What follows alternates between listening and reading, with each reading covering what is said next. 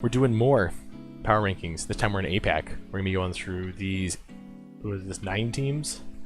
Yeah, it's 9. I can count. We're gonna be ranking these for the whole APAC region. And so we got Wikipedia back up. We got more chill hop beads to study / chill to.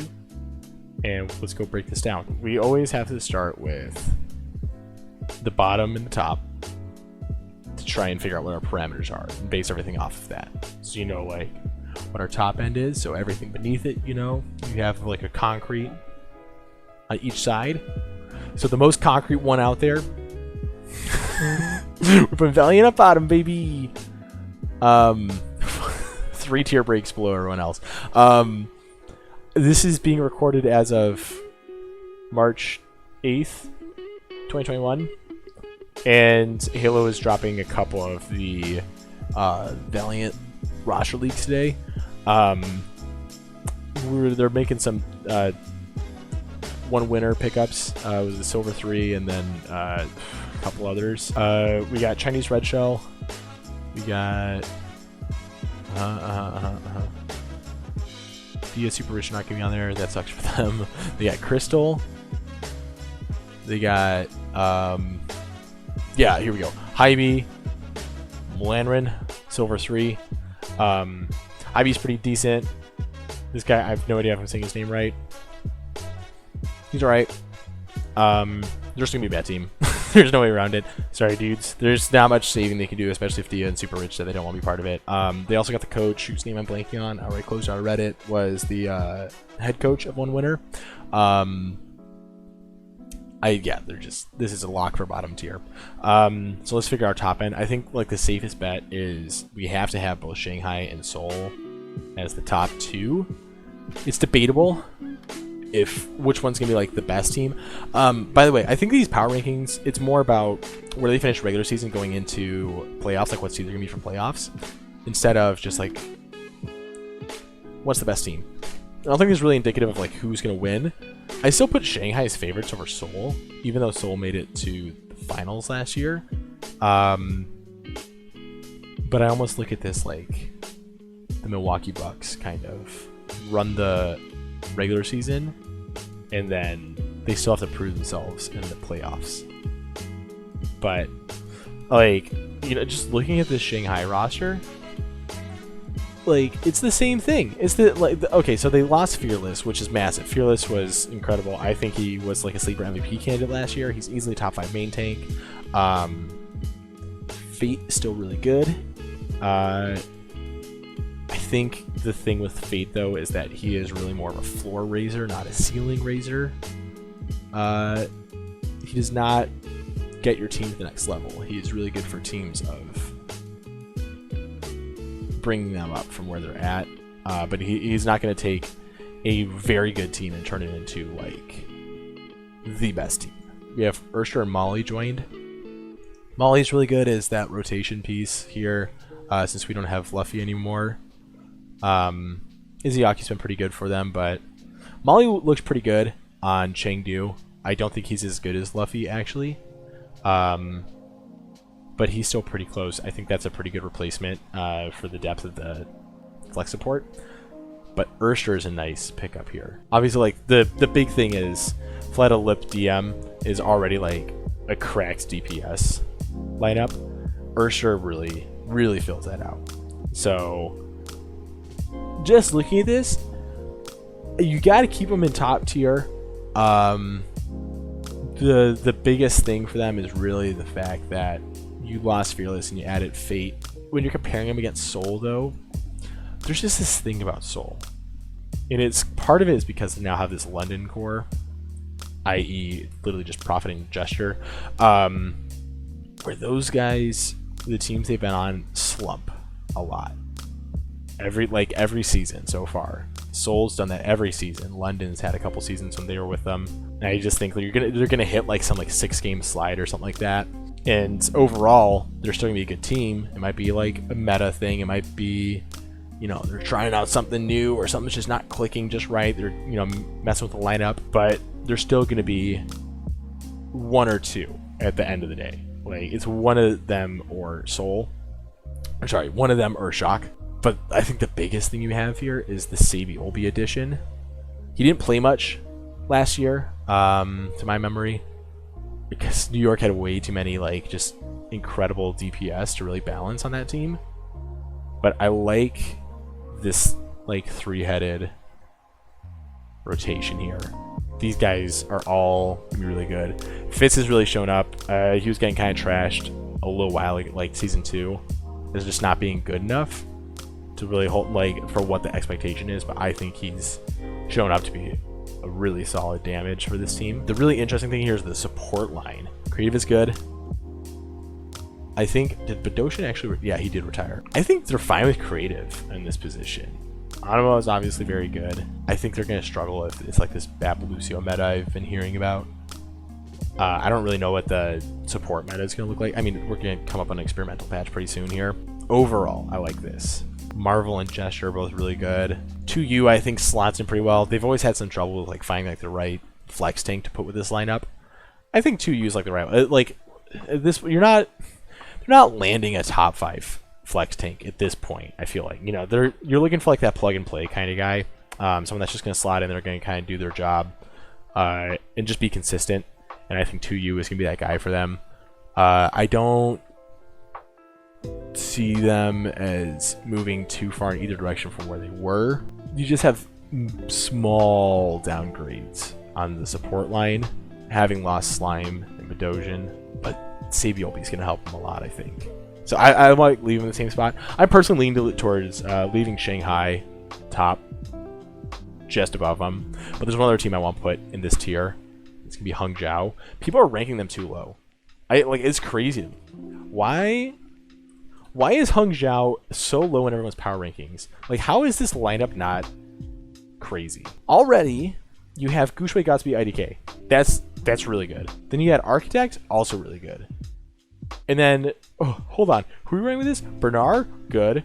Look at this. You have Coldus and Mika. Like, that's a great support line, too. And they're coming off the bench behind these guys. You have MCD as a rotation here. We have Shy. Shy's good. You have Sominsu. Like, and with this DPS lineup, you got Gotsby, Architect, Shy, and then Sominsu. And Sominsu's thing is that he's got a really weird hero pool.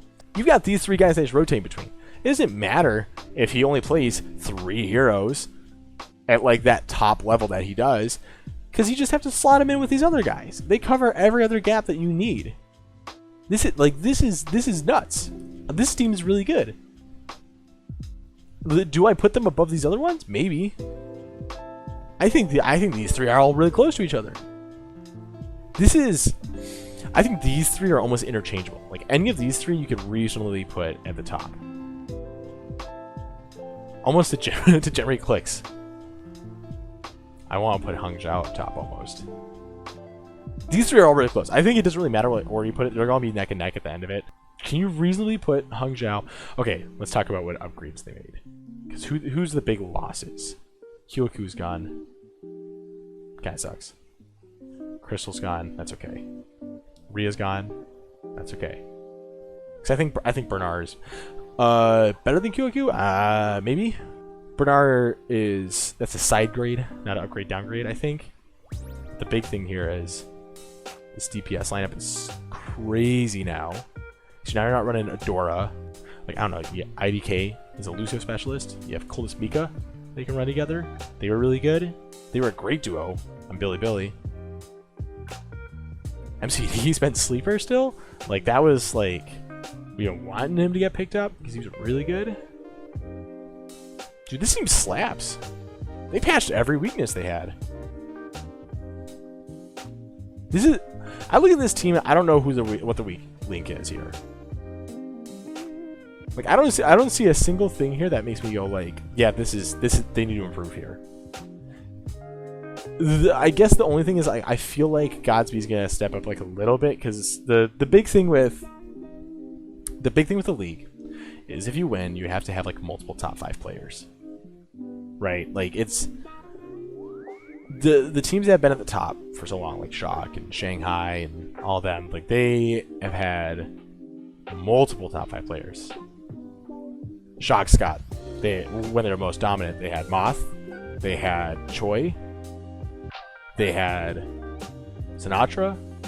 There's 3. You have Violet.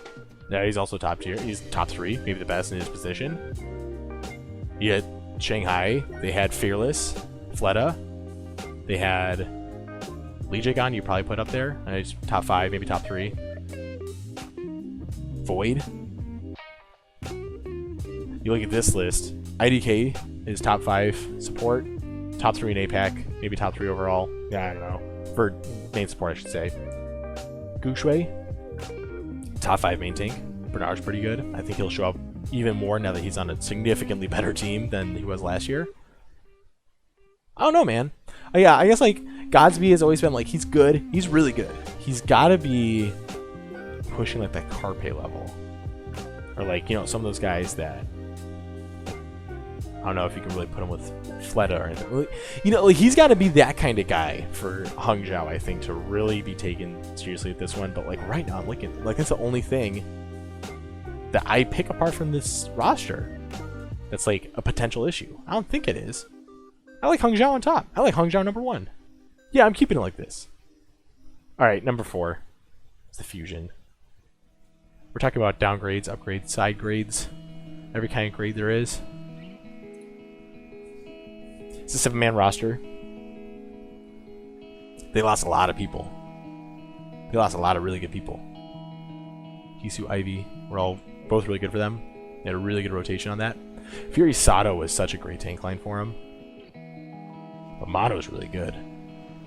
Poco was still good. He's not as good as Fury for sure, but he got a lot of playtime last season still. Even when he was playing with Fury. At the same position. EQO, they're really banking on him. That's cool. I don't think he's as good as Ivy and Hisu were. You benefit from relegating him to like a specific, you know, 3 or 4 hero pool.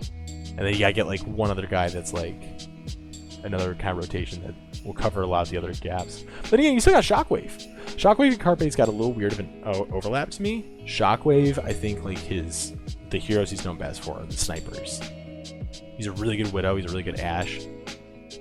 I think his Echo's incredible. He's a great Echo. But it's like those are Carpe's heroes. Not necessarily Echo, but like the sniper class? And we've talked about like when you're running double hit scan. What are you running here? Like who's playing what? Like, it's crazy to think that you would take Shockwave Widow over Carpe. Because his Widow's incredible. But Shockwave's also got an incredible Widow. This fit is weird to me. This is the kind of team where like I'm glad that Shockwave's on this team. But I almost feel like if he was somewhere else, like maybe Sharp was like the right pickup for them. Because I don't like that EQ was this only coverage here. This support line's still crazy though. That's why I can't take him any lower.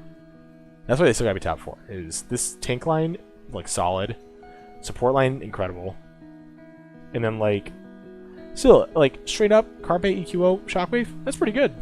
It's just it's the same concept of like I feel like you need a little bit more. It feels like it's missing something to me. All right, another tier break. Philly's in its own tier. The other ones I don't think are as good as Philly. So the first one that we're gonna put up there is Guangzhou. Guangzhou was good last year, and it makes me upset because I really like Guangzhou overall. They were still slept on, even though they were such a good team last year. Krong's incredible. Eileen's great. They lost 2 big people, and it's Happy and Shu. And they've replaced them. It's Kareev, that's a good pickup. And Kaylee, that might be a good pickup. Kaylee's got big shoes to fill here, as he's taking over for Happy. Now, obviously, like part of what made Guangzhou so good last year was like that everyone was good, and just how much like Krong showed up for them. Kaylee's not as good as Happy. I think you're asking a lot of this guy. I don't know. I get like Guangzhou takes a step back this year. I feel like I don't know much about Choice to One. Oh man, did I say that wrong? I feel like Nero leaving hurt them too. Neptuno. This team kind of took it. They didn't really. They were replacing, not upgrading. They lost a couple big names. You know, they had a couple different weaknesses, and they didn't changed those. They just lost people, and they brought in other people that aren't outright upgrades. So last year it was everyone at APAC was good, and like 4 people, teams, in NA were good. I think it's the other way around this year. I think NA is really good, APAC's kind of weak. I just feel like a lot of talent left. Some of them went to NA. Anyway, the next team I'm putting on this list, Chengdu. They didn't gain much this offseason, in my knowledge. This guy's pretty good. I know that. I do not know enough about Far Away, so I can't really speak there. So some of my insight here is limited. Because I have not watched much like Billy and like One Winner, like some of the other like the Chinese teams. I haven't watched too much of that. Definitely have not watched like any Team CC at all. So I have no idea how good Far Away is. So I know they lost Molly to Shanghai. This is the replacement. I hope that is good. It's a cool name. We got a replacement here for, or not a replacement. I do think it's funny that Veltel's 2-way and the captain of the team. This support line's got a lot to prove, I feel like, when I'm looking at this. Veltel was good, but he also wasn't as good as, like, he wasn't that great last year. I don't know. This team's always feel like it struggled on the support end of things. And like Molly was like the best support to come through, and now he's elsewhere. I like the DPS line though. Jinwoo's obviously great. Leave is great. I don't know anything about these two though. So these guys came from what are we looking at? Ultra Prime? Where'd you come from? Team Cat? Oh. Cosmos? LGD?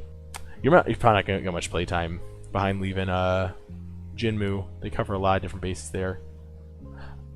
From my memory, Bacon Jack was kind of like the glue for this team.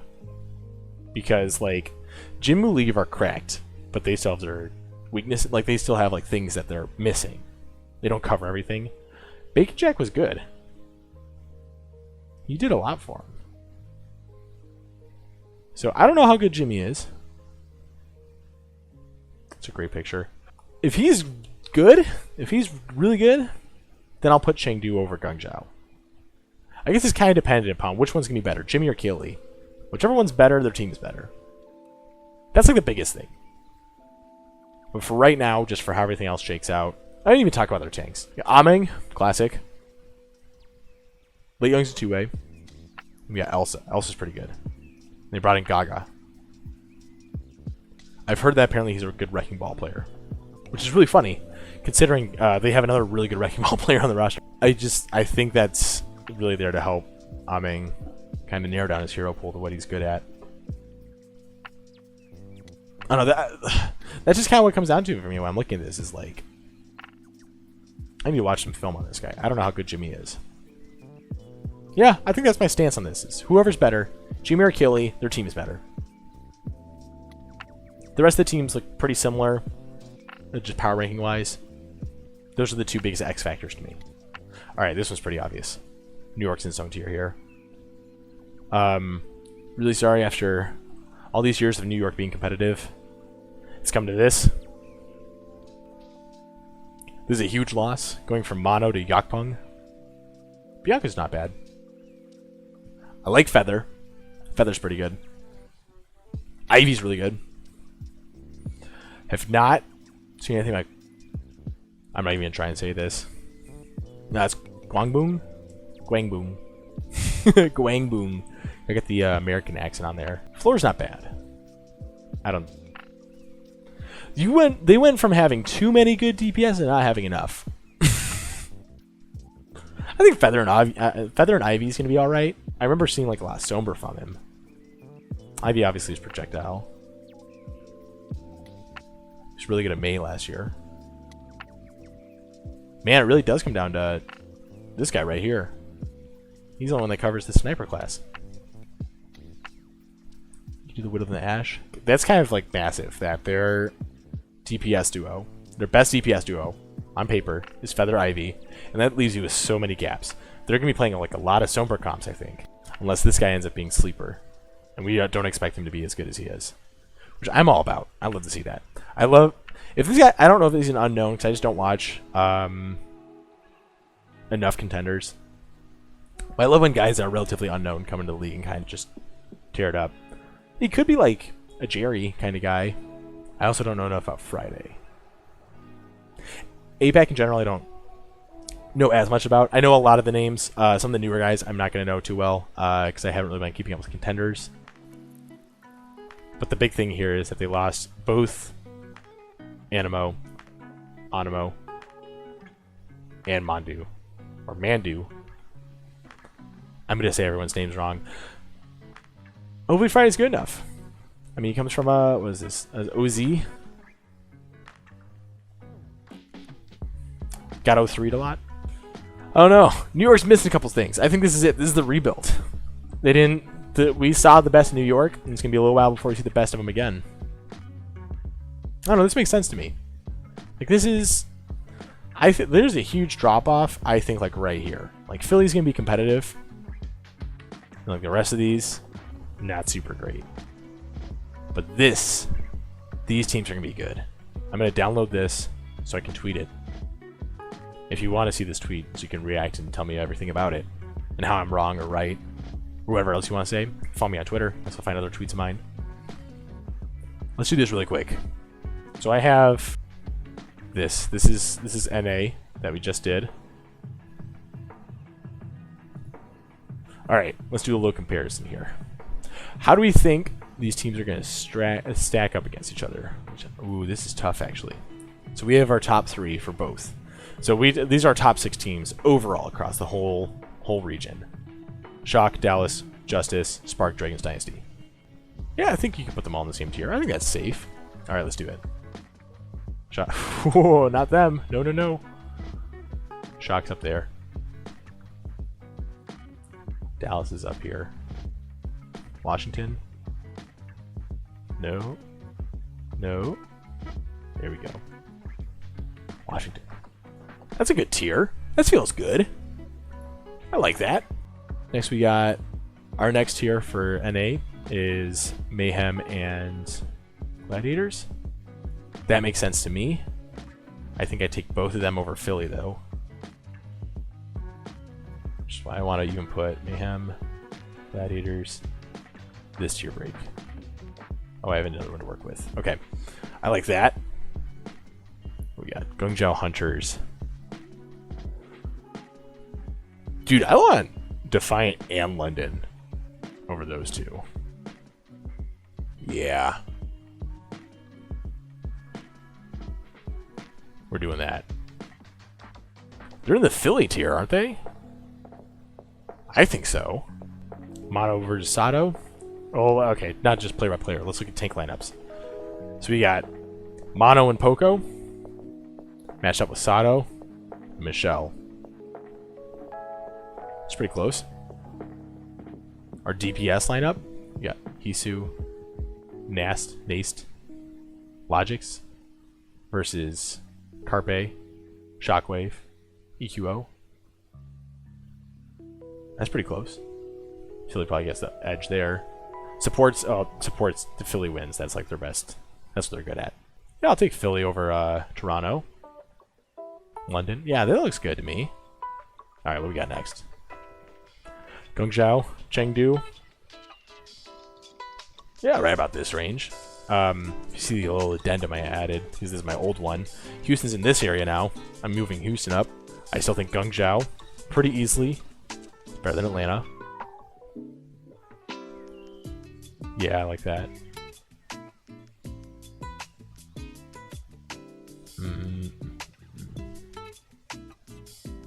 Houston, like right there.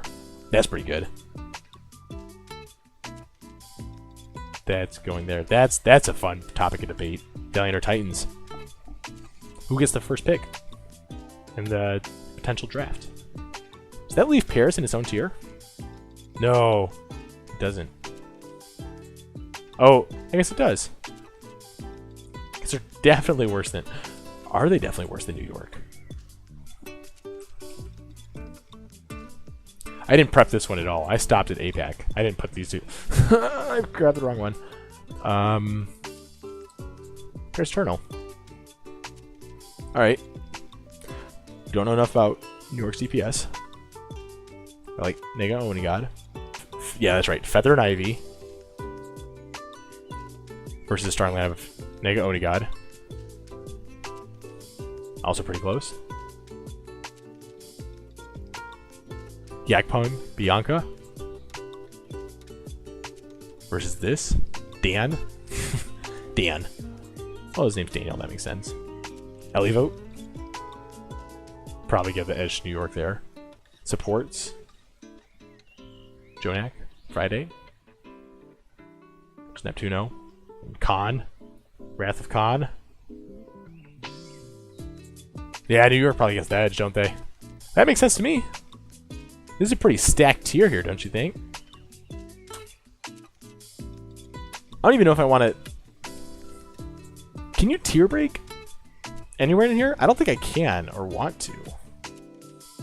I didn't tier break these top three. I said they could all change wins with each other pretty easily. They're all going to be pretty neck and neck. I say the same thing for the top three APAC. I think this is good. I like this. And the really, really, really important double tier break between Valiant and Titans. These are power rankings. APAC in full league.